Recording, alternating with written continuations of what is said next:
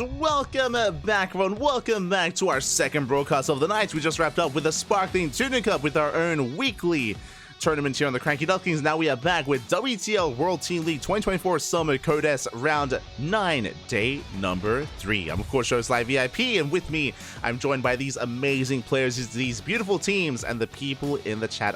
¿Qué tal? ¿Cómo estás? Welcome, everyone. Welcome. Again, I hope you are not satiated yet for StarCraft because we have plenty more to come. We just had a wild time at Sparkling Tuna Cup with plenty of PvPs. Again, the highlight there of the broadcast was definitely Geralt versus Ordinary. It was an amazing PvP, led into a pretty intense finals, what I will say, and very unforgiving as well. But regardless, was an amazing event. Now we can focus on our next matchup. We have Twisted Fairy versus Weibo Gaming. We have Nice versus Oliveira in a PvT. Classic versus Hero in a PvP. Followed by Stats versus Jieshi in another PvP. So we casted a lot of PvPs in Sparkling Tuna Cup, and I hope you're ready for more. we got more PvPs coming up, Pappy. They're coming. They're not stopping. They never will. They're gonna keep on. At least we're gonna break that a little bit here with Oliveira versus Nice in a Terran versus Protoss. I appreciate that we're gonna be able to embrace something a little bit different, but here we go. We have in the bottom left hand corner Nice for Twisted Fairy, and in the top right we have Oliveira for Weibo Gaming. Here we go. Whew. So again, for those that are curious, this is World Team League. This is, of course, the best or most important team league out there in StarCraft 2. The best of the best teams do compete in this event. Shopify, Team Liquid, Weibo Gaming, Twisted Fairy, Berserker Esports, Platinum R8, and many, many others. They all duke it out week after week to determine the best team in StarCraft. This event has been running for many, many years at this point, for many years. And we're here with a new season. I say new season. We're towards the end of the round robin group stage. Every week we do cover this event, every single week, for every single round, for every single day. And we are here in round 9, at the tail end of the round. And fun fact, there are 11 rounds in total. 11 rounds in the round robin group stage, so we are nearing the end. 2 more weeks left before we get ready for the playoffs. Oh boy. Before the standings are sealed in and we have to commit. Until then, do have our initial probe scout posing a threat. It is going to be an economic opener out of Oliveira, and Nice is doing everything he can to be as annoying as possible. When I say economic opener, single gas. 1 gas opener out of Oliveira is going to lead into a faster expansion, so racks into CC, whether it's CC on the low ground or CC on the high ground, yet to be determined, but an economic opener nonetheless. Meanwhile, Nice confirms he does get eyes on the lack of gas. He chases away at the SCV and does confirm that the CC is placed on the high ground, will barely get away in time. The Marine will not shut down the probe. We can settle into a longer game. So it's going to be an economic safe start out of Oliveira with the positioning of the CC. Meanwhile, Nice yet to be determined. With this economic opener, do we go into a Stargate, for example? Do we go for a Stargate into Oracles, Stargate into Phoenixes, or do we embrace Blink Stalkers? What's it gonna be? What is it gonna be, Pappy? Is for now yet to be determined. The Cybercore is done. We have a first Stalker on the way, just to be safe. Just have some kind of army out on the map. Back at home, we follow this up with a factory, so it is not going to be a 1-1-1. That was also on the table for Oliveira to go into a 3 racks is what I meant to say, into additional racks, into a faster third CC. For now, factory follow-up, and this can lead into a starport. Meanwhile, Nice going for a second gateway initially, so getting up to 2 gates. Early on, embracing another Stalker. Vying for map control. There is a starport on the way, so Oliveira is working towards a drop. He's working towards what looks to be a Cyclone, even Cyclone Widowmine drop. Cyclone's on the way. Would not be surprised if it's a Widowmine behind it. And we have our tech of choice, Stargate. It was delayed, but the Stargate is on the way for Nice. He's applying pressure with his Stalkers. He's keeping Oliveira pinned back while he's going and working towards, I imagine, Phoenixes. I imagine. Like Nice, he can sometimes be unorthodox. He sometimes does play his own style and does embrace his own thing. So we'll keep an eye on him as Oliveira moves out to expand, and the Cyclone is here to zone back the army. So Oliveira does zone back those Stalkers, does take his low ground. Nice doesn't lose any Stalkers, thankfully, does pull away in time. And we can see that the medevac is in production. Going to be a Phoenix opener here out of it. Nice. So going to be embracing Phoenixes. This can lead into Phoenix Colossus or Phoenix Charge. Both are viable. Both have their place. But now Stim is not done and we can bully these Marines. Okay, Marines are getting picked off one after the other. 2 Marines going down so far. We catch 2 Marines. Ooh, but we do punish this and we pick off a Stalker. A massive catch. Well worth it for Oliveira. 2 Marines for a Stalker. That's a brutal trade for Nice. A much better trade for Oliveira. So he's moving out with the drop. Cyclone does pull back, and the tank is getting in position. You have the tank in position. I assumed it was going to be a Cyclone drop, but no, we're moving out with the Marines, moving out across the map. Now, as a reminder, Oliveira does not know what he's up against. He does not know the tech that Nice is working with. Whether it's Twilight Council, Robo, or Stargate, he's in the dark until now. Now he sees, now he confirms the Phoenixes. Marines are going to be able to trade somewhat well, forcing the Phoenixes back, at least a little bit. Yeah, we have to get the hell out of here. We do boost away. Phoenixes, they're on the hunt, looking for that medevac. Nice unload out of Oliveira. Does save the army, does save the medevac. Does zone away those Phoenixes. And here comes the move out from Oliveira. Early tank production. Liberator on the way as well. Oliveira's moving out. He does come across the initial Stalker. And not a bad lock-on. Stalkers are caught out. Medevac, ooh, does overextend for a moment there. Does take a lot of damage, a lot of hits. Phoenixes are racing back. Tanks are revealed. 2 tanks already here for Oliveira, and the goal here is to shut down the 3rd. And can he get there? We do force the siege. Nice, it does slow down the push. Tanks stay on siege, they slowly push forward, now getting within range. And now we have to commit. And Nice started stepping here with the Marines, they focus on the Zealots. 1 tank is close to falling and it will fall. But the other tank stands strong. And we're still within range, the Nexus is under fire. Liberator with the natural, 1 probe goes down. Nice reaction, nice response here so far, as we don't lose too much. But yeah, we just pull apart. Nice, GG gets called. As the 3rd base goes down and Oliveira takes game number 1. It is a loser's pick. So it's up to Nice to pick the staging ground here. And to decide where we load in. Where are we headed? Where are we headed? As well, we have our map of choice and we're getting into Golden Ore in top left hand corner. We have Oliveira. In the bottom right, we had Nice. Okay. We have our map of choice. Is going to be Golden Aura. And we'll see if Nice can bring it back. Now, what I love and what I appreciate here from WTL is because of loser's pick, it does... Oh, never mind. As we have a bit of a pause. Ooh, and there is a bit of lag going on, so we are going to wait that out. Now, what I was about to say as we wait for the issues to be resolved is that because it's loser's pick, and because players know ahead of time their matchups, they know like around 2 to 3 days, depending on when they play. Like if they play on day 3, they have the maximum amount of time to prepare for their matches, which means Nice, he's had like almost a week to prepare. Almost a week knowing that Oliveira was playing and knowing that he would face off against him and preparing for this situation. For this kind of setup here, if he was down a series, how do we bring it back? Because of that, we've seen a lot of upsets and we've seen a lot of players bring it back in that game 2. Oh, as it looks like issues have been resolved and we are jumping back in. Okay. We did already have our intros and we do have Nice opening up here. Back at home, likewise so is Oliveira. Do you see what I see? One gas opener out of Oliveira. So once again, he's going for an economic opener. But as we saw in the previous game, just because the opener is more economic and we're getting into a faster expansion, doesn't mean we can't be aggressive in the aftermath. Again, really early tank production out of Oliveira led into a very early push, which did punish a 3rd of Nice. Wasn't able to save it, wasn't able to preserve it. So we'll see if Oliveira goes for something similar or if we mix it up. We shall see. Keep an eye on our players.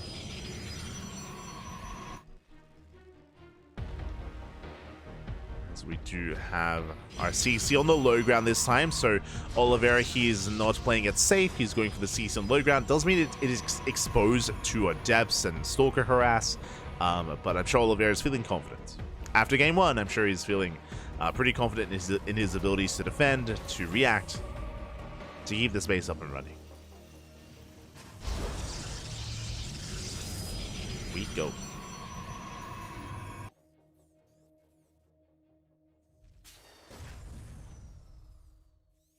So we do have Oliveira moving out. Again, he's scouting for any kind of crazy proxy gateway. Not uncommon to go for proxy gates at the third base location and try to break the natural. So this is not the case, since Oliveira's feeling pretty safe and sound. We can see Nice going for a safety shield battery in the mineral line as well. And interesting, we have our take of choice. It's going to be a Robo, not a Stargate. Okay. Now with this Robo opener, this can lead into early Immortals and early Colossus production. That is a really good way to shut down bioaggression. So if Oliveira, for example, was going for a 3-Rax Marine, like 3-Rax Mass Marine stim timing, then Fast Colossus would completely shut it down. As we can see, Nice still trying to get a read on what exactly is going on. We can see that Oliveira is once again going for a 1-1-1, this time making Hellions though. This could be for a Hellion drop. See if he makes additional Hellions. But now Reaper does dip in, shield batteries in position, and we won't lose too much. We won't lose anything actually to the Reaper. Reaper's on the way. It looks like we only made the 1 Hellion, so we're not really going for any kind of committed Hellion drop. Starport is done. Tech Lab is finishing up. Do we go for an add-on swap? Hallucination will confirm, and there it is. There's the add-on swap. We're going for the Raven. Not gonna lie, I was gonna be like, yo, we're going for Banshee? Are we going for Tank Banshee? The answer is no.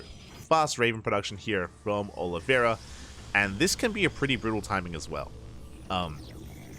If Nice were to open up Colossus, then he would be vulnerable to this. Would be quite vulnerable. So Nice does confirm. Let's get eyes on the Ravens. Tanks are now on the way as well. It's a really fast tank Raven. And we're building up towards a push. Now this move out can be devastating just because even if we have 1 or 2 Colossus, we can disable them with those Ravens and we can just go for the kill. This was very meta like 2 years ago. It was a couple of years at this point when Feast Colossus was all the rage even, and these Raven tank pushes were likewise very meta as well. Now we can see that Nice delayed his Immortal and delayed Tech in favor of a third. Nice took a very fast third Nexus, so very greedy play out of Nice, out of the Protoss, for going for such a fast third, and behind this, now he's going into his Immortal, and now we're teching up into a Twilight Council and a Forge. What does this tell us? This also tells us that we're delaying the Bay. We're delaying the Bay in favor of Charge or Blink, one or the other, both are acceptable here. But it does feel like Nice is aware of the potential of the Ravens, and he doesn't want to rely on one unit to defend, right? He doesn't want to rely on these like key units like Colossus because of how vulnerable they are to those Ravens. So we're embracing a more gateway heavy composition. With armor on the way, it should be Charge.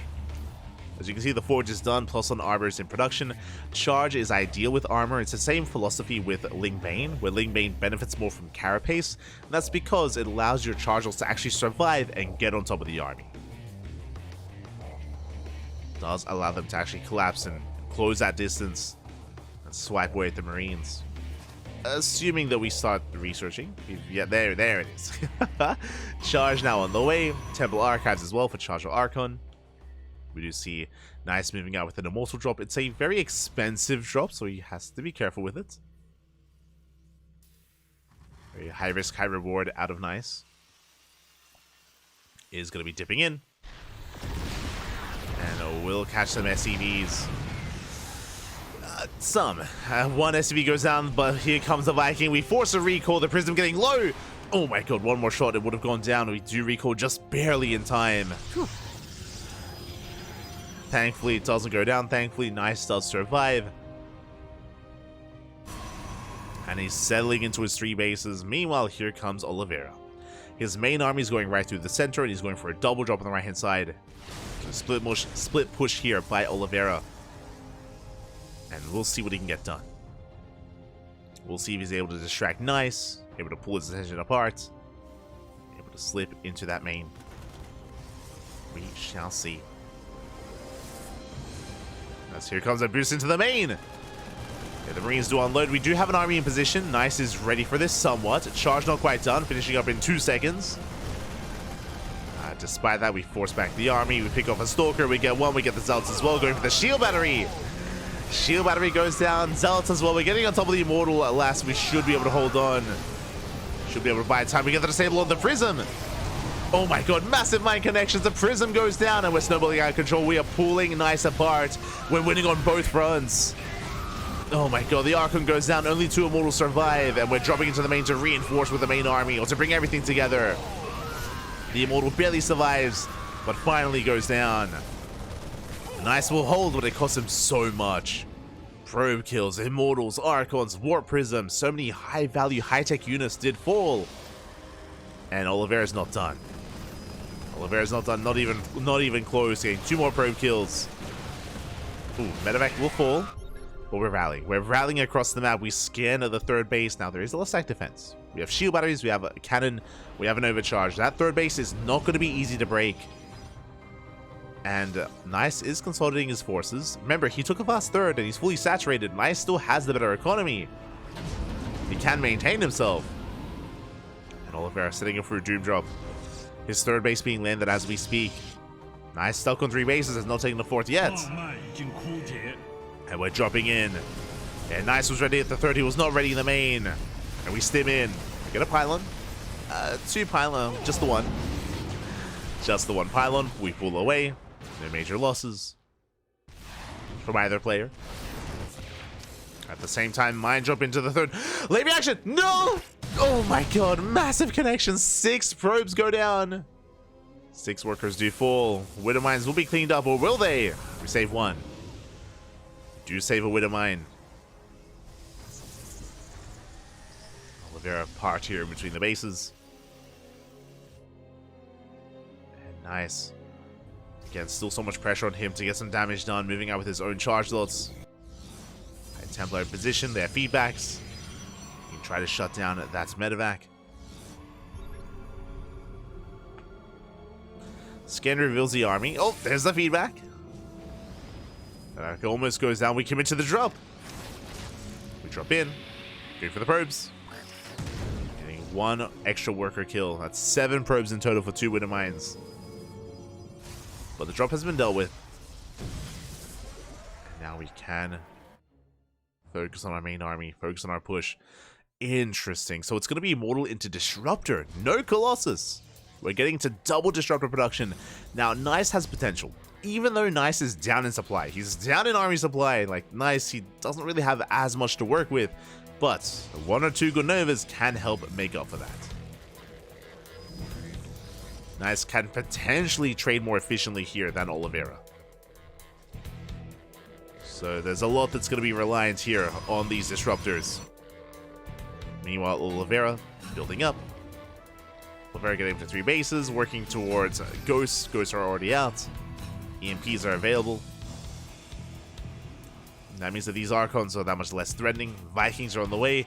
Vikings are going to be a little bit less effective. I think we're blindly getting ready for Colossus, but there are 0 Colossus. So the Vikings are almost dead supply. Like, they can always land. True. They can land, they can focus on the Warp Prism, they can catch Observers. They have some utility here. Just some. Nice EMP on the Nexus. Does deny any kind of recall. Oh, the base goes down. Oh, we leave the Ghosts. Oh, the Ghosts get left behind. That was a brutal loss there for Oliveira, but he does snipe the base, so worth it. 2 Ghosts for a Nexus. Well worth it here for Oliveira. Yeah, we spoke about the Vikings, and they will hunt down that Prism. Yeah, the Prism is going to be going down. The Zealots do finish, though. We do warp in, and you can see Nice is headed for the 3rd base. He's rallying across the map, and can he catch Oliveira out? Here come those Disruptors, never goes up. Takes out a Marauder, not bad. 1 Marauder goes down. Oliveira does maintain himself. Cleaning up those Zealots. Keeping up with that main army.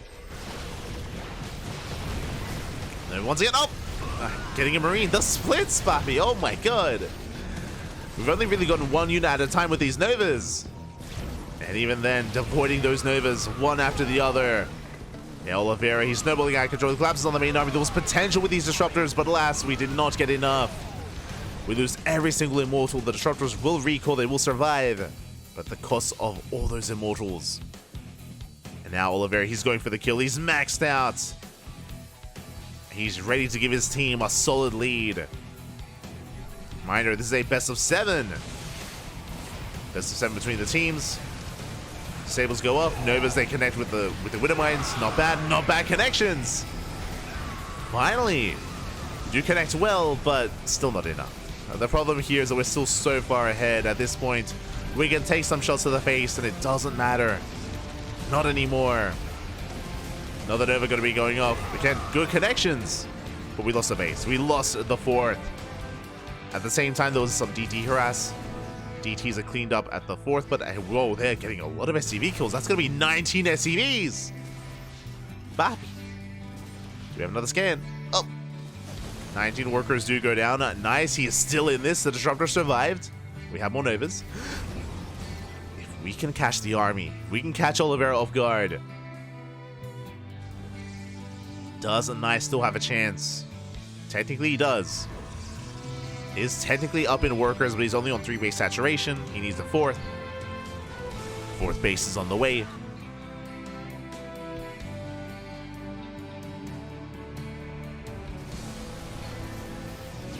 And the Nova won't quite connect, but 2 more go off. Oh my god, the target firing is insane! The splits is what we avoid. Oh, so many Novas. That was like, what, 6 Purification Novas? And Oliveira, he avoids all of them. Either focusing down the Disruptors or splitting in the last second. Finally, a decent connection towards the end. But it is towards the end. The Vikings, they land, they come into play. They want to be part of the fight. A part of the game. Oh my god, another good connection. But Nice barely has a standing army. He's down to a handful of Stalkers, 0 Disruptors. GG gets called, and Oliveira will take the series at 2-0. GG, well played. Oliveira takes a lead. I should say Weibo Gaming takes a lead. GG, again, very powerful play there out of Oliveira. Nice, definitely had some opportunities here and there, but for the most part, he was struggling to keep up with the aggression of Oliveira. The non-stop drop play, the multi-prong attacks as well. Nice was pulled apart. Had potential with Disruptors, but again, likewise, Oliveira could also split like a madman. It's crazy. Crazy play there. GG, well played. With that, Weibo Gaming take a lead, and now we're getting ready for Classic versus Hero in a PvP. Classic is the ace player for Twisted Fairy. He is going to be coming out swinging, and Hero has been absent for the past couple of weeks.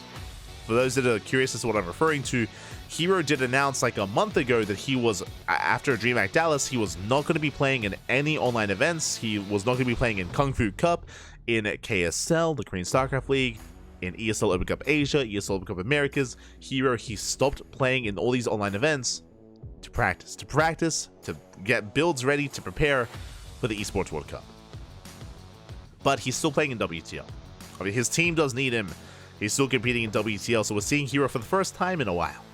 I appreciate it. I do appreciate seeing Hero once again after a bit of a hiatus or a break from the cameras. We can see Hero rocking that new jersey. And the PvP will begin on Ghost River. For those that are curious, that is a new Weibo Gaming jersey. It has like a DKZ patch. For those that are curious, Dragon Kaizi Gaming was Hero team for a long time, but they were acquired by Weibo, or at least partnered. Partnered with Weibo Gaming. Here we go. We have Classic in the bottom, top left, top right. We have Hero. We have our 2 teams. We have Classic for Twisted Fairy and Hero for Weibo Gaming. They gave us no time. They just zoomed in. We are jumping on this PvP.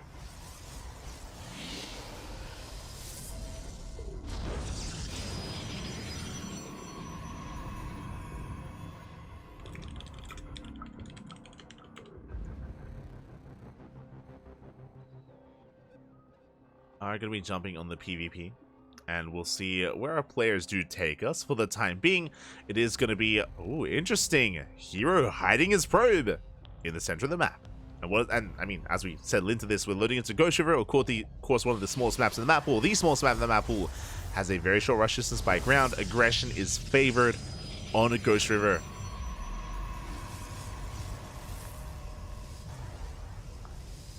aggression is favored here. You can see Classic hiding his second pylon further back in his own main. Meanwhile, Hero hiding his own probe out in the center of the map. Now 2 gate openers all around. Classic does confirm. He's looking and he sees that the pylon is missing. Classic knows that something is wrong, something is amiss. The pylon is not where it should be. It's somewhere out on the map. Ooh, and Classic opening up Zealot, actually. Oh, wait, he's going for a gate expand. Uh-oh. Classic opening up with a Max going for a gate expand, not a 2-gate opener, which means Hero has the potential for 1 base all in. Hero can punish Classic. For those curious, Classic, he skips the second gateway. He's going for a faster Nexus, a faster expansion. There it is. Stargate first into Nexus. And we can see Hero commits to a 1 base all in. It's a proxy robo. Okay, so Hero is going for a 1 base all in, and Classic is going for a greedy economic start. This is the Max Packs opener that Classic is going for. But can he defend? That is the question. Even Max Pack struggles to defend against 1 base all-ins from time to time. He has shown weakness. And we'll see if Hero can pull this off.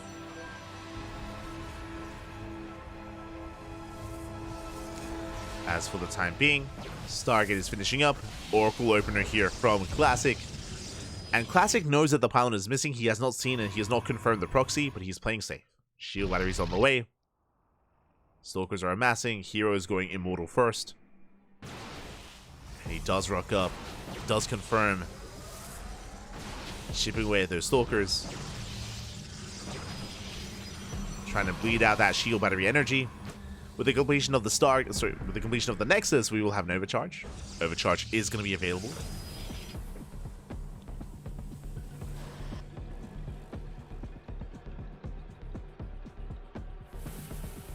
Going to be available here as the Oracle does confirm. There we go. We have a full confirmation of the proxy robo. Classic is aware. Oracle heads towards the main, and Hero should have a shield battery. Hero should have a shield battery ready for this. Stalker's poking in. They don't quite break through. Yeah, shield battery is in position. Stalker as well. And here comes the Immortal. We're breaking through. The Void Rays are ready. The first shield battery is going to go down, and we can go for the second. I say that the Void Ray does pop out just in time. Does save the second shield battery. We're holding the line, at least initially. With the help of this War Prism, we can juggle back. We can micro the units. We basically have defensive blink. We can also try to bypass the main army and head into the main. That is a possibility. We can try to just ferry our units into the main base. That's exactly what we're doing. And Classic doesn't see. No shot. Classic is in the dark. He does not spot this. Does not confirm. The army does unload. And we're going for the pylons. And we're going for the production. Voids are being pulled. Second Void Ray has arrived. The Immortal gets surrounded. The Immortal is going to be surrounded. We try to fight back with those Void Rays, but alas, the Void Rays, they go ham. Shield batteries within range, and we just shut Hero down. He loses everything in the main. The Immortals, the Stalkers. Hero was not ready. He overextends, and Classic he holds. Classic, he just completely shuts that down. He lost only 2 probes. Only 2 workers go down. GG gets called, and Classic takes game number 1. Whew. GG, well played. Hero being cheeky, going for the dive in the main. He got punished. He got punished for the dive. He got surrounded. He got shut down entirely.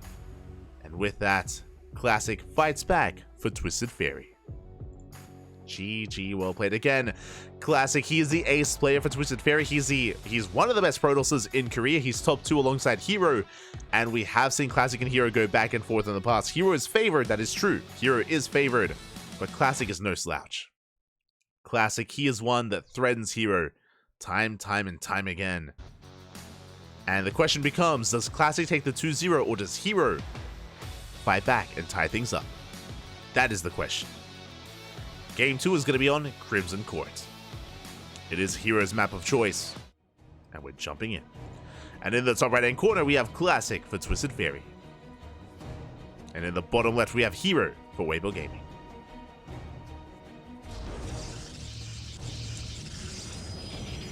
Let us go. We have our PvP. Again, Hero, I did like the choice of committing to the all-in against Classic, but again, you know, we overcommitted, we overextended, we dove, and it was a risky move out of Hero. got punished quite hard. And we'll see what our answer is going to be this time. How do we approach this? Where are we dropping? Where are we dropping? As probes move out across the map, here on Crimson Courts, we're going to be tempted to go for more standard openers. 2 gates. 2 gate openers all around, but we'll keep an eye on Classic. He has shown us he's willing to spice things up already. We'll see if he does it again. There we go. 2 gate openers. 2 gates out of Classic, 2 gates out of Hero. 2 gate openers all around. Hero going to be tased away, and we're just keeping an eye on things, making sure there's no hidden pylon, no proxies out on the map. Because of this map layout, proxies are a little bit less desirable. The reason why is because there's less locations to hide the proxy. Because of the rocks and the mineral walls, like, so much of the map is just cut off, at least early on, until the mid-game. So trying to sneak a pylon out of the map and go for a proxy Stargate or a proxy Robo, it's difficult. It's that much more difficult here. Just because 2/3 of the map are locked out. So we can see that with this map choice, Hero just wants a more straight up early game here.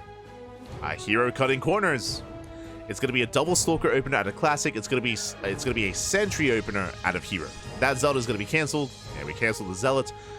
Interesting, we start a second Sentry instead. Now this should be for a faster Nexus. You can see that Hero is banking more minerals. And there it is. Nexus is going to be on the way. So a much faster expansion for Hero.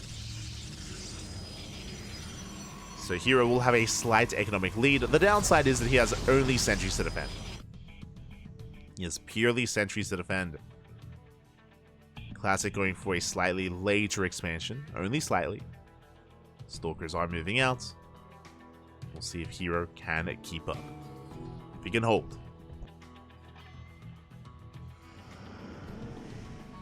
Hallucination moves out across the map. The shield battery's not ready. Oh, shield battery. Okay, it is going to finish up just in time. And with the completion of the shield battery, despite only having sentries, Hero will hold.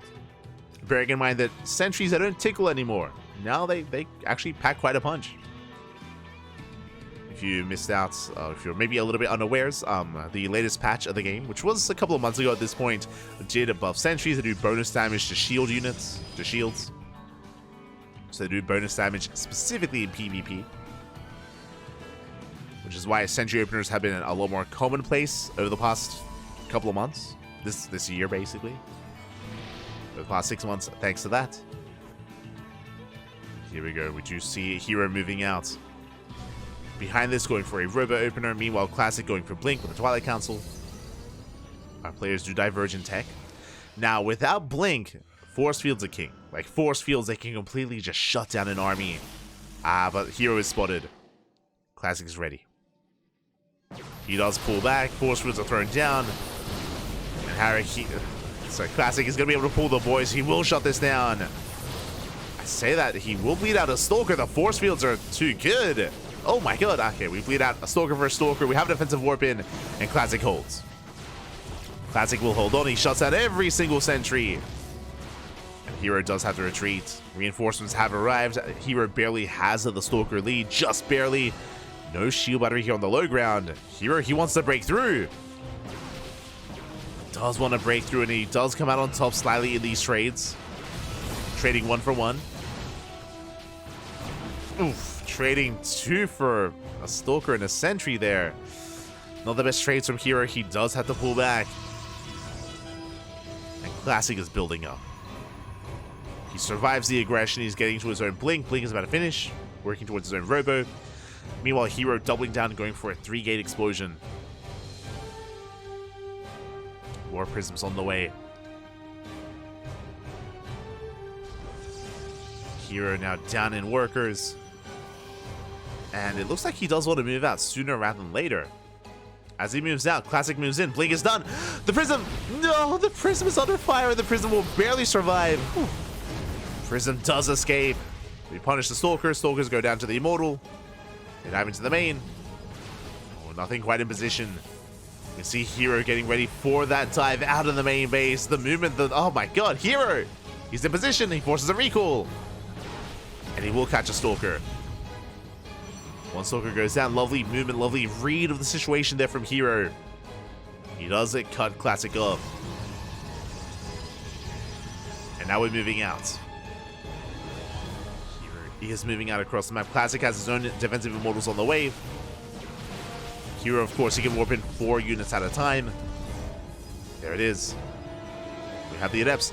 The Prism once again! Oh my god, Classic with his movement time and time again, just out-positioning Hero.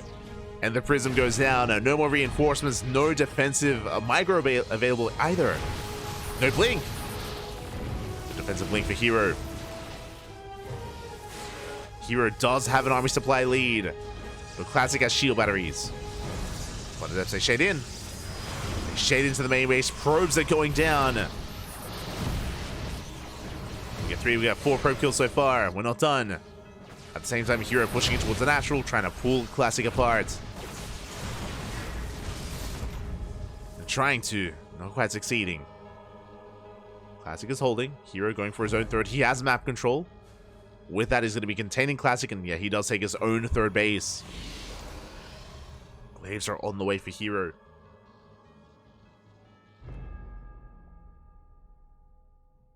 Meanwhile, Hero does rebuild that Prism. Where Prism is rebuilt, which means we can once again reinforce across the map. We can micro back our Immortals, our Stalkers, any unit really. Hero is pushing forward.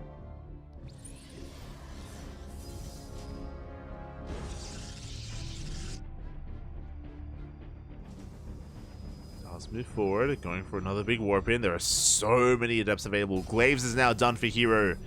And we're sending everything into the main. A massive dive. We commit to the shade. The Prism goes down. Ooh. Sentries are stuck with low grab. We do catch these Stalkers. Stalkers, they fall left and right. Massive pickoffs. Stalkers go down. Such a risky move here by Hero. He cancels the shade. Oh, some of them do commit. The others don't. You have control of both mineral lines. Probes are falling left and right. No safe place for those workers. But Classic's main army is still looking quite strong. Trying to keep up. I say that. The gateways are depowered. Hero, he's pulling Classic apart, getting 12 probe kills. And gets a kill on the Twilight Council as well. Which means no charge, no glaives of his opponent. Upgrades are delayed. And Hero takes the worker lead. On top of that, with the recall, he saves the Immortals. The Immortals are saved. A lot of the army as well does escape. And Hero's got almost double the supply here of Classic. And Classic just pulled left and right. And Hero, he's not done. He has no chill. He's moving out again. Once again, moving out across the map. At the same time, Classic going for an Immortal drop towards the main.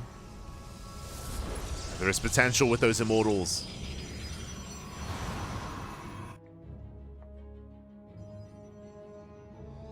But Hero, for the most part, is ready for this. It does force back the army. Likewise, shading towards the main. The wall's on the wall! Phew. Hero don't commit. Hero does not commit yet. Ooh, getting caught out instead. Yeah, not a bad trade here by Classic. And shuts down some of these Adepts. Forcing Classic to flinch. Hero pulling back.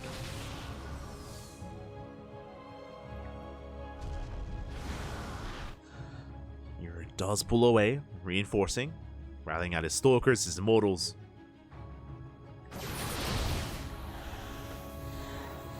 And Hero doesn't have to force the issue here. I mean, he does have a massive supply lead, but he's up a base. Classic still is stuck on 2 bases. That's what matters most right now. He's stuck on a low economy. We go for the dive. We focus down the Prism. We focus down the Immortals as well. And Hero, he's going to snowball out of control. Does bleed out his own Prism, but it doesn't even matter. GG gets called, and Hero ties it up 1-1. GG, well played. Again, Hero and Classic, they often go back and forth, and they must go this way. Once again, they go back and forth as well. Here in WTL with a tied up 1-1 score. And now it comes down to the final best of 2. Have another PvP on the way. As our players are getting ready. You can see them here. We have Stats on the left and Jieshi on the right. Oh my god, and we are just jumping right on in. And spawning in the bottom left-hand corner, we have Stats for Twisted Fairy. And in the top left, we have Jieshi for Weibo Gaming. The PvPs do continue. And again, we are just trying to catch up. On what has been going on. Oh. No rest, Pappy. No rest. Just keep it going. And we are loading into Amphion as game number 1. So because of that, gate expands. Something to be pointed out here is the rule. There is an unwritten rule for PvP. If there is ever a map that has a ramp leading into the natural, maps like Side Delta, maps like Post Youth, and Amphion as well, it means that gate expands are available. Gate expands are possible here. They are meta. So with this, we should be having some more economic openers. Now, this can lead into Phoenix Wars. Doesn't have to be, but it can lead there. You can see that actually neither Stats or Jieshi has taken the second gas, which means both Stats and Jieshi want the faster Nexus. They want to avoid and delay their tech. They want to, doesn't mean they can. Cybercores are on the way. Zealots are being prioritized. We have the Zealot on the way for Stats. Zealot is not on the way for Jieshi. Jieshi will check the main. And Jieshi, can he sneak out that base? Looks like he will. Nexus is thrown down. So again, Jieshi, he skips his second gas. He skips the Stargate in favor of a faster Nexus. So Jieshi has the economic lead. Meanwhile, Stats wanted to do the same, but he was delayed. So Stats, now he's in a really awkward position where he doesn't have a fast Nexus and he also doesn't have a fast Stargate. Nexus now thrown down. So this is a better opener for Jieshi. Is a better opener. Stats, to make use of what he has, he's moving up the Zealot. Jieshi could skip the Zealot, so he cancelled. And Stats is moving out across the map to try to gain some value. There is that Zealot for Stats.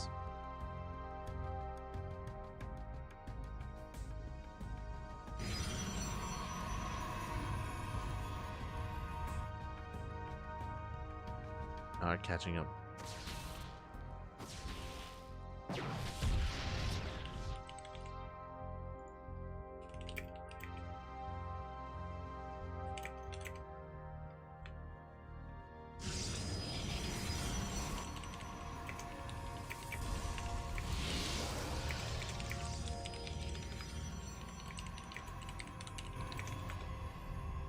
Here we go. So we are going to be settling in. As we do see Stats poking in towards the low ground, does get on top of the pylon. Pylon is going to be able to finish off the shield battery as well. Yeah, shield battery will be able to maintain this. Jieshi is holding and Stats unable to break through. Not yet.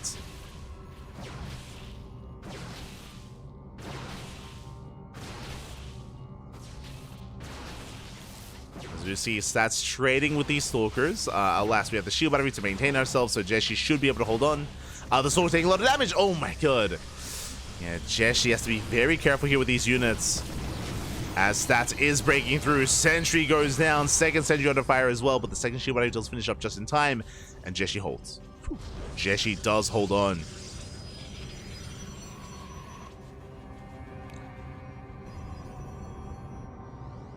Does hold. At the same time, we can see Stats rotating around towards the left-hand side. Trying to muster up his army. Stats going to be the first to expand, takes a much faster third base. This is a nice way to catch up. Like, Stats is slightly behind, so taking a faster third will help make up for that. As both players are working towards Blink, both players are taking up into their Twilight Councils. Hallucination on the way. Jieshi trying to get a read on what's going on, trying to get a read on the third base location.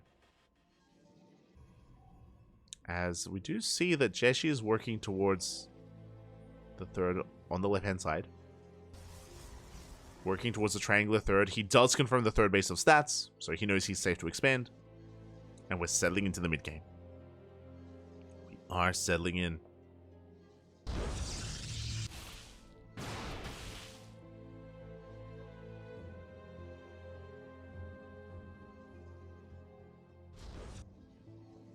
Gonna be settling in, and oh my, okay. Jieshi, he's gonna be spicing things up here with a Dark Shrine. I just assumed, okay, we're gonna be settling into like Blink Stalkers, into Immortals, and getting up to 3 bases.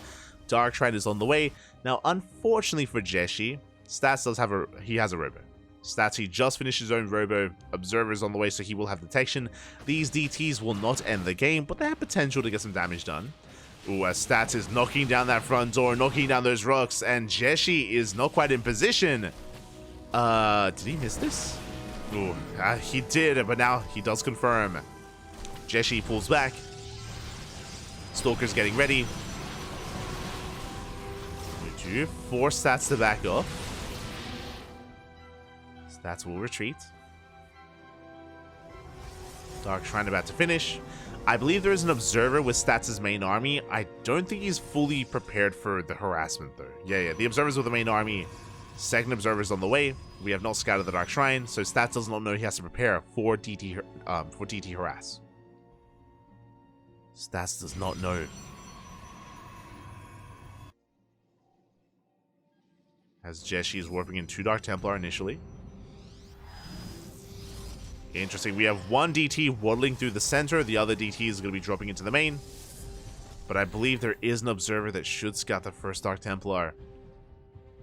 And nice reaction out of Stats. Bleeds out 1 probe. Does pull away. 2 probes go down, but we shouldn't lose much more than that. And just 2 probe kills. We clean up the DT at the same time. Another Dark Templar does hit the third. I believe. We're in position as well. DT hits the natural, getting 2 probe kills, getting 3 probe kills, 5 in total.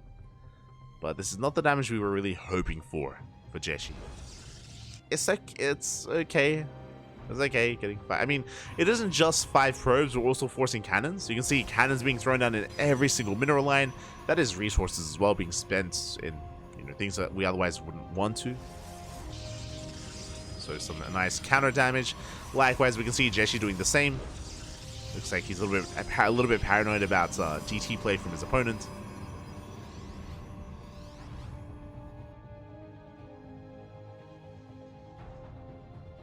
As Stats is now moving out. Stats does have the supply lead. The army supply lead specifically. He's going for the Cybercore. Cybercore under fire. Doesn't go down. Jieshi keeps up. He is able to keep up. 4 bases are on the way for both players. Both players getting to their 4ths. Immortal production well underway as well.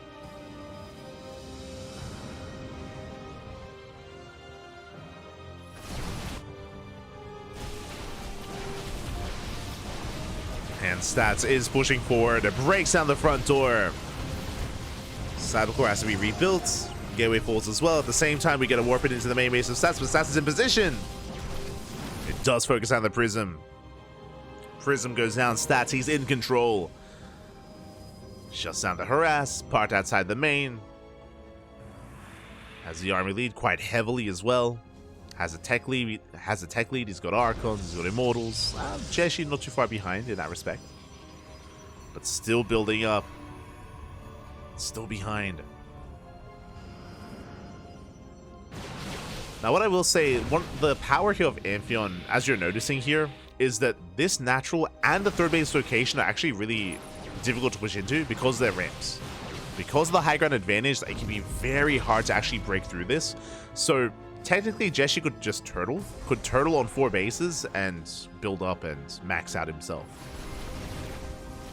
As I say that, the rocks are being knocked down, and this position here is more wide open. So Stats can more easily come into a fight, and here we go. That's a lot of Zealots. Yeah, the first Archon is exposed. 1 Archon goes down, the other 2 caught in the back line. Overcharge is popped, and now Stats just has to wait out the overcharge and push in once again. And with only 2 Archons, this is not going to be an easy hold here for Jieshi. Additional Archons would be ideal. Yeah, we're just pushing our way in. And Stats still gonna overwhelm here. Catching out the Immortals, they're stuck here dealing with Zealots of all things. Immortals are going down, they're exposed, and Stats, he's snowballing out of control, he's breaking through. GG gets called, and Stats will take game number 1. GG. A solid game there from Stats. I mean, the early game was a little bit back and forth, and they both had their own moments, of course, but Stats, we are loading in.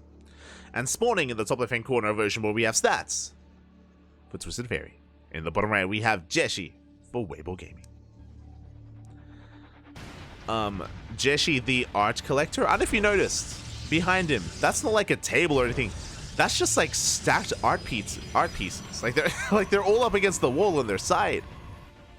I was like doing a double take earlier, but that's like a bunch of like art frames and art themselves on the ground. Okay. Interesting. The collector. Let's go. We'll see the evolution of Jieshi's room. We'll see if we do actually frame them or put them up on the wall at some point. We'll see. As we are settling in, now a much different kind of setup, a different dynamic. Back in game 1, Amphion did lead into more greedy economic openers. This time, aggression is on the table.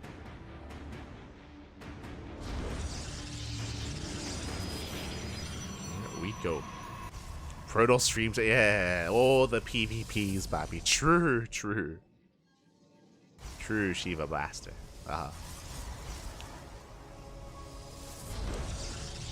And so we are going to be settling in.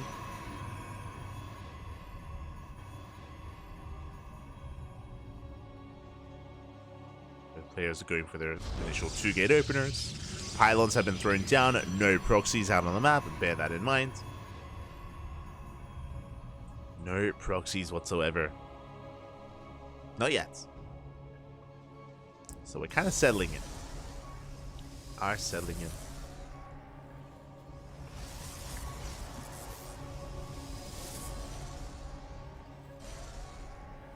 And we have our units of choice. Okay, it's going to be double Adept here out of Jieshi and double Stalker out of Stats.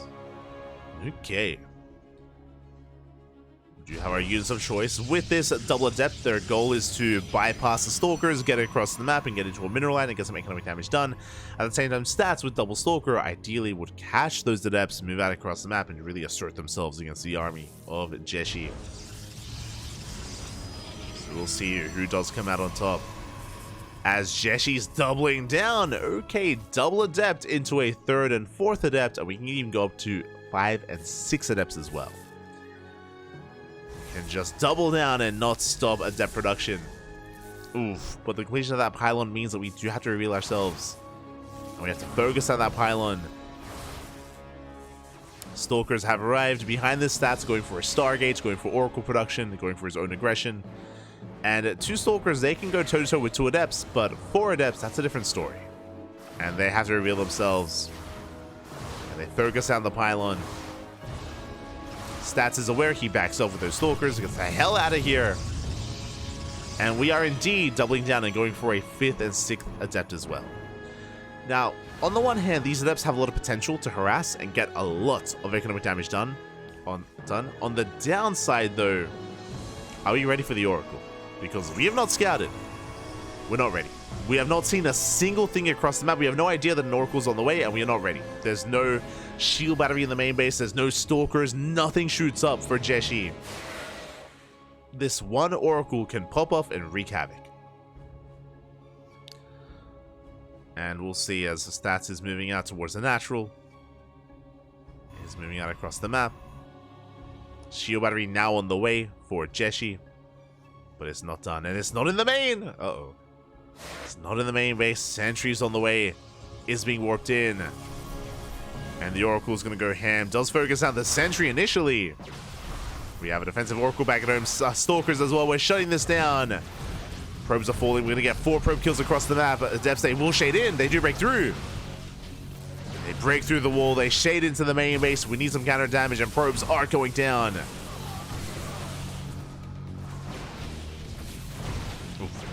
We're going to trade 5 for 5. And the scary thing about what just happened, that's like an even worker trade. True. but Jieshi lost his army. He lost his army to make that happen. Stats didn't lose anything. He still has all his stalkers, still has all of his oracles. Both of them survived, and Jeshi's in trouble. Jieshi is in a lot of trouble. He's heavily behind in army supply, and Stats is going for a massive counterattack. Oh boy. And Jieshi, can we survive this? Can we hold on? I'm not sure we can. There is a shield battery. It's under fire. We're going to be able to focus it down. Oracles, they dive in. We can focus on the sentries. They fall one after the other. One oracle does fall. There is an immortal, thankfully. There is an immortal on the high ground. Jieshi holds. Jieshi is holding on, but I spoke too soon. The boys are being pulled. Stats has to pull back, has to respect the boys. Sentries catch a stalker.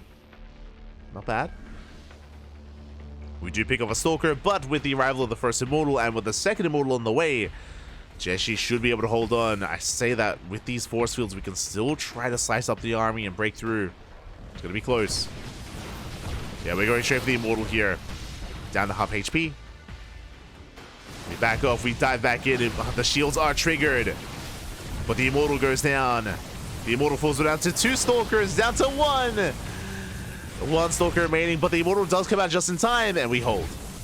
Jieshi, he fully surrounds the army, does hold on just barely. Whew. With that, Jieshi survives, but Stats still has that worker lead. And back at home, we're building up and we're getting ready for Immortal Adept. Glaives are on the way, Immortals are amassing as well. Stats, he's not pulling his punches. He's getting ready for a 2-base all-in.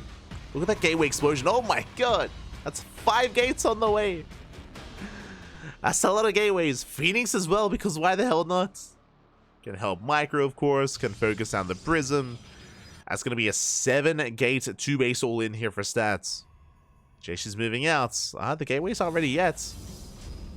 Stats still needs a little bit more time for his army, for his warpins. Here we go. Jieshi diving into the main. Stats likewise moving out with that War Prism. Means he has that much less to defend. Here we go. We do ferry everything into the main. We juggle in. Going for a warping as well into the main base of Stats. Stats, no shield battery in position. Uh-oh. No shield battery going for the pylon. Gateways are depowered. Jieshi trading well. Stats is supply blocked. He is supply blocked. He does need some more deepers here. Deepers? Pylons even. He needs to warp in. He needs to break through at the same time. He's warping in across the map. Does warp in aggressively. He's up to 2 immortals. It looks like Stats, he should barely hold on here. 1 immortal goes down to 1 left. 1 immortal for both players. Adepts, they do dive in. And Stats is holding. Stats, he will shut this down. Meanwhile, across the map, he's still wreaking havoc, still getting more probe kills. And we're getting ready for the counterattack. Once Stats defends, he's moving out. Azurdrop is still catching more probes. Not bad. No, we rally in! No! The Immortal has to get the hell out of here. Adepts is still wreaking havoc. We do force a recall. The Immortal does barely survive. And barely makes it back home. That Phoenix is on the hunt. We're going for the Prism. We should bring it down. Here we go for the Warpin, but alas, there's no saving this army. We get the Immortal, we get the Stalkers, the Prism falls. 2 Adepts left. And now Stats, he can break free. He's done defending, he's had enough. He can move out across the map and focus on his push. The economies are quite similar between our players, quite comparable. Jieshi getting a 3rd base. Oh my, he's crazy. He's taking a 3rd. Can he hold on? I mean, if he can hold on to it, that's going to be game. It's going to be a massive lead here for Jieshi if he can survive and hold on to this base, but Stats is not really thinking that far ahead. Look at how many Adepts we have. Remember, 7 gateways, 4 Stats. Mass Adept, we pick up the first Immortal. We are breaking through. Shield battery goes down. First Immortal falls for Stats. Trading 1 for 1. Second shield battery falls. Yeah, we're getting some of the final army here. The final units of Jieshi barely has anything left. GG gets called. And Stats will take the series 2-0, forcing the ace match. Let's go. Whew. GG, well played, Stats. He will shut Jieshi down, committing to his own 2-base all-in. Jieshi was getting damage done, but remember, it was costing him supply, costing him army to try to cripple the economy of his opponent. It just was not worth it in the end. Now we're going all the way to Game 7. All the way to the ace match. Let's go. And the question becomes, is it going to be anyone other than Classic versus Hero? That's the question. It's got to be another PvP, right? It has to be Classic v Hero. No shot it's anyone else. No shot, papi. We shall see. As regardless, it's going to be on Oceanborn. That's going to be our ace map of choice. We do know that Hero has been intentionally hiding builds and like hiding his play, and we have our ace players. It's going to be Classic versus Oliveira. Okay, I was certain it was going to be Hero versus Classic, but I think this is just because, again, Hero wants to hide his builds. And Weibo Gaming have good standing in the tournament. They have really good standing in WTL. So Hero, he's gonna, again, preserve his play. He's gonna preserve his build. I'm sure his team is behind him in that choice. I mentioned before that Hero has been intentionally avoiding tournaments and avoiding online events, specifically for EWC. And Oliveira rises to the challenge instead in a best of one. Oh boy. The best of one is upon us. And again, this can go either way. Comes down to one final game as we are jumping in. And in the bottom right hand corner, we have Classic for Twisted Fairy. And in the top left, we have Oliveira for Weibo Gaming. WBG. Let's go.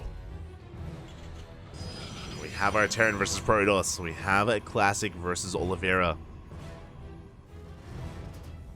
One final game to determine who will advance on or who will claim the series. Who will not.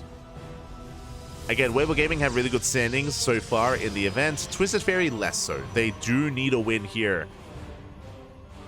Twisted Fairy have been struggling a lot more. Like, Classic is a strong ace player. Stats is still recovering and still building up and still trying to recover, you know, the skill and the level that he was at before he went to the military. Stats is still walking that road.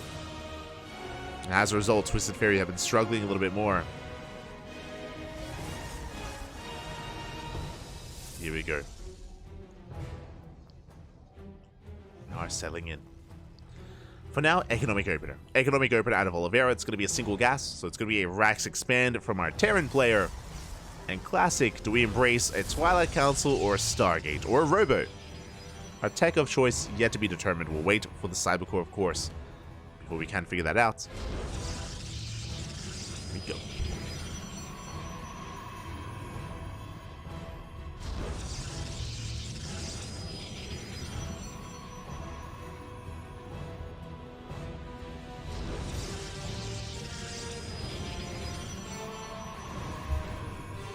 We go. This is also going to be a rematch. For those that were here earlier this week, Classic and Oliveira, they faced off in ESL Asia. ESL Book of Asia, the finals was Classic versus Oliveira. Classic did come out on top, if I recall correctly. I mean, yeah, Classic, he won KSL and ESL Asia this week.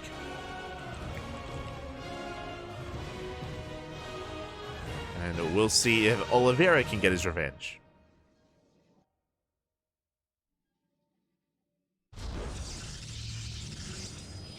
See if he can get his revenge here. Wait, was it this week or last week?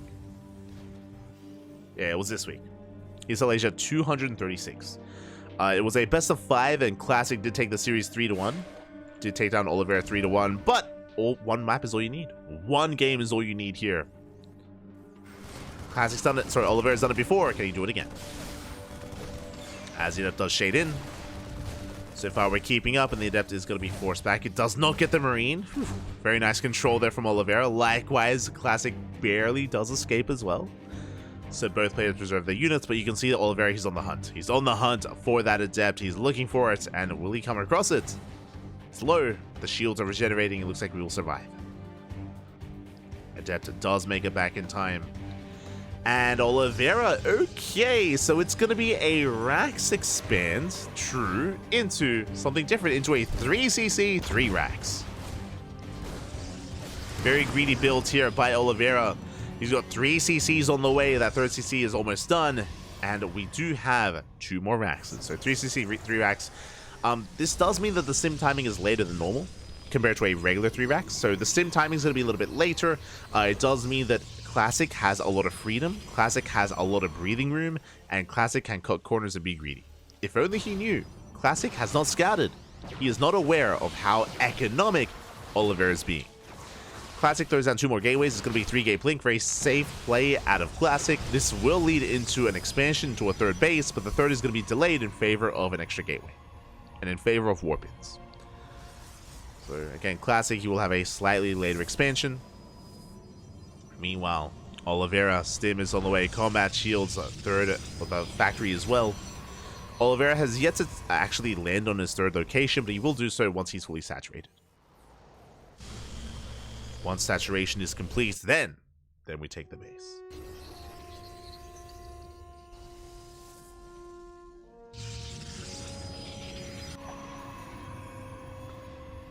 As we can see, Classic going for the bay before the 3rd as well. So again, this is all really safe play from Classic. He's opening up 3 gate blink into a bay with the Robo, with the safety Immortal into Colossus. The 3rd base has yet to be thrown down. It will eventually for Classic, but again, it's quite late, and that means that Oliveira has a nice lead. Oliveira has a nice economic lead here. And Classic ideally has to make use of this army. The Observer does confirm the 3rd base is already done. 3rd CC is completed. Sim about to finish up in 7 seconds. And we will pick up an SCV. Stim is revealed, and yeah, we're going to lock this down. We're going to bleed out so many Stalkers. 2 Stalkers do fall, 3 of them escape. Nice catch there from Oliveira. And now we take the 3rd. And Oliveira does have quite an economic lead. Again, because of the openers, because of the builds, Oliveira, he's looking good. You can't really see it yet, but once that 3rd base kicks in, Oliveira is going to snowball out of control in the mid-game. He's going to really, really have a boost to his production and a boost to his army with that 3rd CC. And there's a lot of pressure on Classic, and hey, we catch out a Marine. Oh, trading 1 for 1 with a Marauder. That's not going to be 1 for 1. We're going to lose everything here. The Stalkers are all going down one after the other. This dive was not worth it. Not worth it for Classic. You can see the reaction on cams as well. Scan reveals the 3rd base, still getting saturated. Oliveira's going to be feeling good. You see here, 7 Stalkers for 2 SCVs, 2 Marauders. Ay, ay, ay. Classic is in a bit of trouble. Is in trouble here. He's going to be stuck at home. Classic still building up towards the 2nd Colossus. Again, the Colossus is good, but Oliveira is going to be able to snowball. He's going to be able to build up and go for a split push. For now, just getting map control, shutting down all these pylons. Classic does pre-split his army. I do appreciate it. He has a Colossus in the natural and a Colossus at the 3rd. But this does also mean that individually these locations are weaker if Oliveira goes for a committed push. If Oliveira consolidates his army, then Classic can be caught out.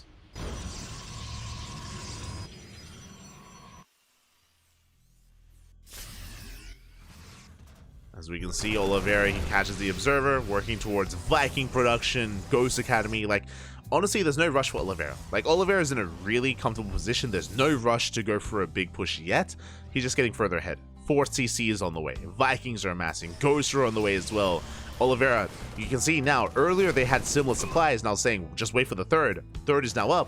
And look at Oliveira just skyrocket ahead there in that army supply. And that's going to keep going. That is going to keep going. Classic needs a 4th. Classic needs a 4th base. For now, working towards Storm, extra gateways. Forge is on the way. The problem is that even if he tries to take a 4th base, I don't know if he can hold on to it. That's the problem. Oliveira has map control. has control of the map. Fourth base is now on the way, is spotted and confirmed by Oliveira, and now Oliveira's win condition, deny the fourth. Deny the fourth base. Depths will delay the fourth of Oliveira, very nicely done. SCVs are going now, Oliveira not ready for this, he's not in position. Forced to pull the boys, oh my god, so many SCVs are going to be going down because Oliveira doesn't want to turn around. Oliveira, he is committed, he's going for the dive, Storm not yet complete.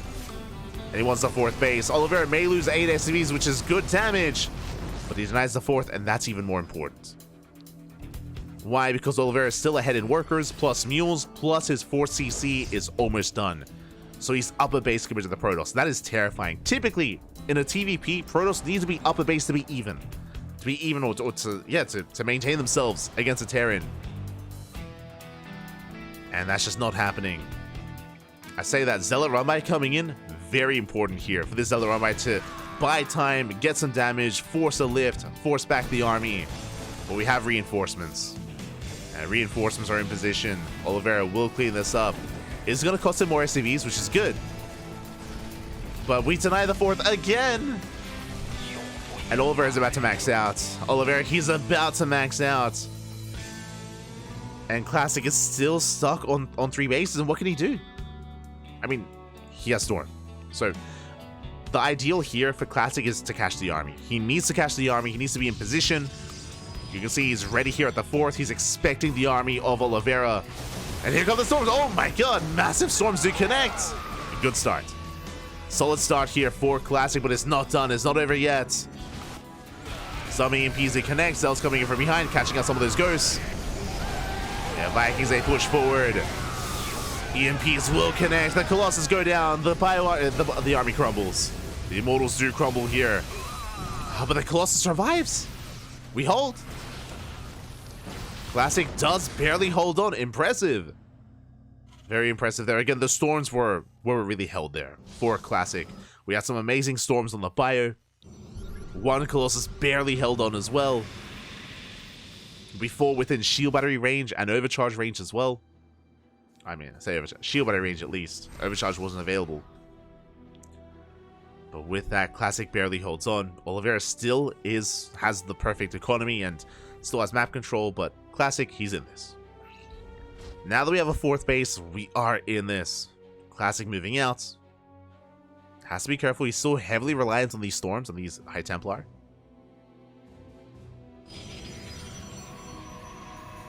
Here we go. Second Robo's on the way to get into double Colossus and double Disruptor production. We're working towards it. Meanwhile, Oliveira, I do appreciate that he's working towards Libs. Liberator production has begun. Classic getting a 5th base on the way. Bold move. It's in production. +1 air attack does show us that Classic is thinking about Skytoss. He's getting ready for that game state. Hoping he can embrace it. It is Classic. He is quite fond of Skytoss in TVP or PvT. But the freedom has arrived. We have liberation. The armies miss each other. Uh-oh. And Oliveira, does he respond? Does he commit? He does pull back. He's pulling back home. Oliveira out of position. Storm doesn't quite connect. Classic pulls away. But Classic is buying time. Oliveira is maxed, and he's not doing anything with the army. Oliveira, he's maxed out. He's stuck maxed out, which means Classic is catching up. It's catching up in terms of supply. 3-3s on the way for Oliveira. We have a back and forth.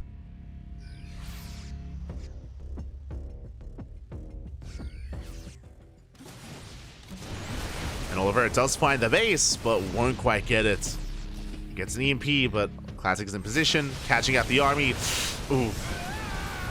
We do chip away at those Stalkers, but we bleed out a Ghost. That was a big pick off. Ghost goes down. Liberation has arrived, zoning Classic away. Classic rotating over.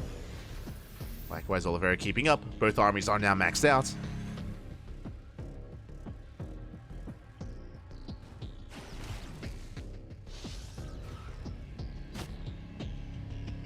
Armies are maxed.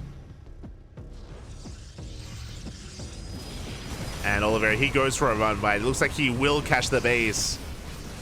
And nice stutter stepping, and the Nexus will fall. Big pick off. Despite the worker counts, we're not able to make use of those workers. Not going to be able to mine efficiently. Nexus does fall.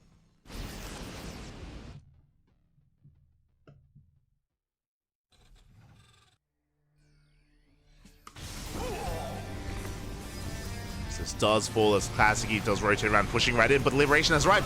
Libs are sieged up. Yeah, we cannot push into this, not into all these Liberation zones. And this is where Classic needs Skytoss. This is where I would love to see Stargates and a Fleet Beacon. As both armies are maxed out, but pushing into these Liberators, it's not going to happen. Not with the ground army.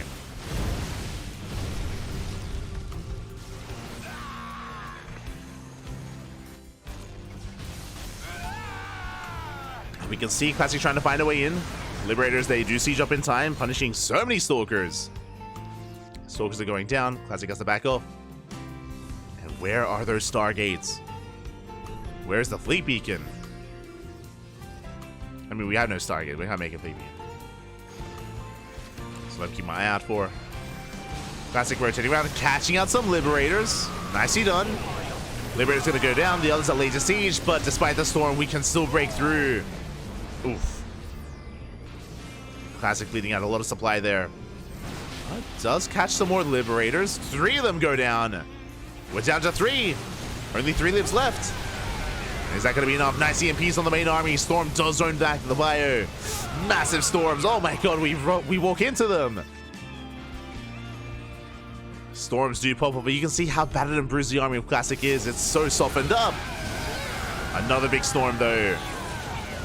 Another massive storm here on the bio. The bio army melts, and Classic, he's barely breaking through. The Colossus goes down. But Oliveira needs time. He needs time for reinforcements. He has a bank. But where's the army? The army barely not here. Classic going for the kill, going for the dive. It breaks into the main base. Another storm on the bio. Once again, we stand in the storms. If Oliveira can hold on, then we can survive this. We can take a lead. But the Warpin finishes. The Zealots, they do finish up, and Classic, it looks like he has done it. He's came to the production, breaking into the main. Oliveira just needed a little bit more time. And Classic, the killer instinct to just go straight for the kills, straight for the production. There is no detection though. Ghosts are cloaked. Uh-oh. They are cloaked. And they will clean this up. Oliveira holds. Oliveira is barely holding on. Cleans up the Archons. The Observer has arrived, but too little too late. It's close though. Do we barely hold on? Liberators do siege up, and yeah, we can focus on the final Immortal. And Classic has to back off. I say that, here comes another wave of reinforcements. 1 Immortal. We have 9 Stalkers as well. They're blinking on the army, walking past the liberation zones. Liberators go down. We're trying to juggle back, trying to avoid some of these shots. Oh my god, it's still so close. Again, Classic, he can smell victory here. He's so close to breaking Oliveira. High Templar come in. No storms yet. Oliveira going for a Mule Hammer. And Classic, he retreats. He does retreat for now. He's waiting for that energy. He's waiting for those storms. Likewise, Oliveira making 4 libs at a time. Oliveira scans, he's checking for a fresh base, confirms there is none. I mean, none on the right, but there is one on the left. Classic on 5 bases. Pushing on forward.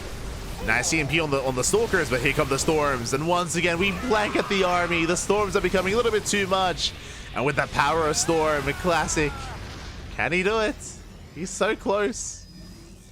Servers have arrived. More liberation. Remember, this all started with Classic catching 3 Liberators. Like, if it wasn't for that, it would have been a very different game state.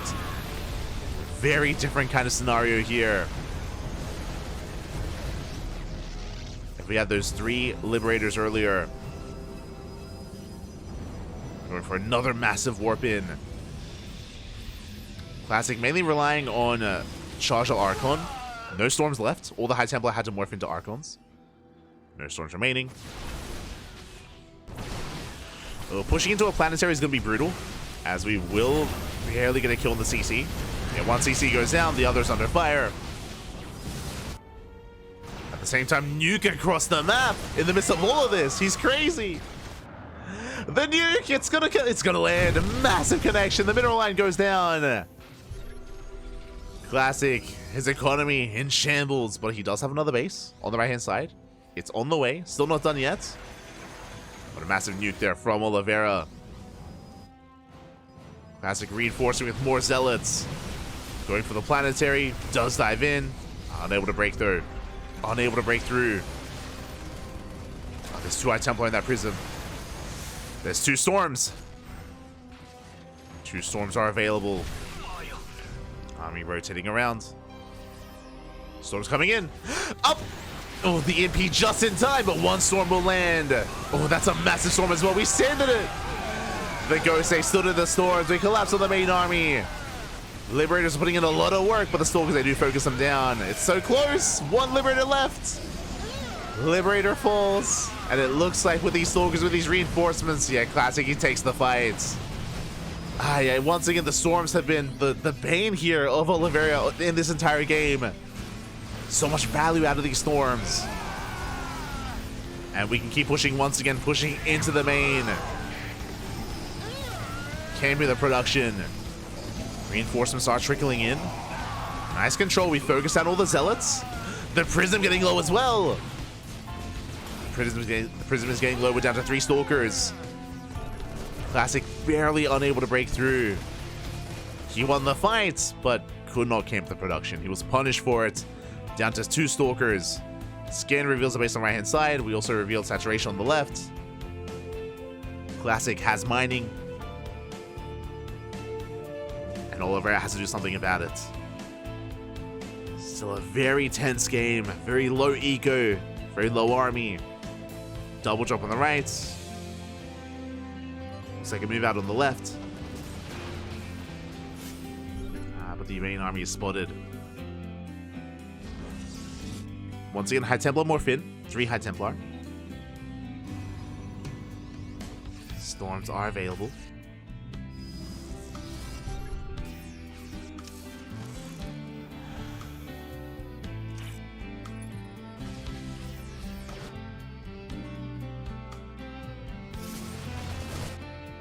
And as Classic is ready on the right, he is exposed on the left. The base getting very low. We have the recall, but it doesn't save it. Does not save the Nexus. Nexus goes down. Classic down to 1 base economy. 1.5 bases, really. Again, doesn't take many Marauders at all to focus down a Nexus. It's pushing in. 2 High Templar ready for those storms. They're in the prism. They're in that war prism.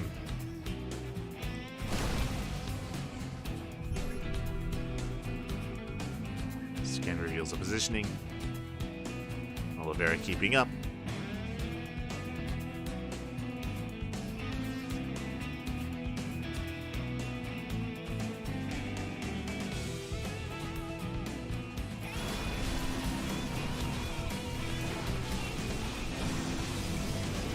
Oliveira is keeping up. It does have the supply lead, but again, everything can change here with 1 storm. The MP! No! We catch the prism!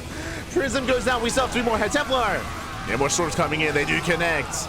Forcing back the army, but we're running out of gateway units. We're running out of zealots, running out of Stalkers, and there's no other backbone to the army. Without storms, what do we have left? Nothing. Oh my god, another storm will connect, but on their own, there's just no follow-up, no reinforcing army. Oliveira has done it. GG gets called, and Oliveira will take the game and will win it all for Weibo Gaming. GG. Oh my god. GG, well played. Congratulations here, as Oliveira does take it just barely here in the end. It was very close, very back and forth. Oliveira had a massive lead early on with that faster 3rd base. He had a supply lead, but he was unable to break the 4th base of Classic. Classic survived, back and forth. Some intense moments where Classic caught out the Liberators. We had multiple times where Classic was camping the main base, where he had broken through the main army, but he barely did not have enough to maintain his position in the main. It was eventually forced out time and time again. Oliveira brought it all the way back. GG, well played. Congratulations to Weibo Gaming as they do take the series. And we're going to be going on a short break. And when we come back, Basilisk versus Team Vitality. See you soon. Let's go.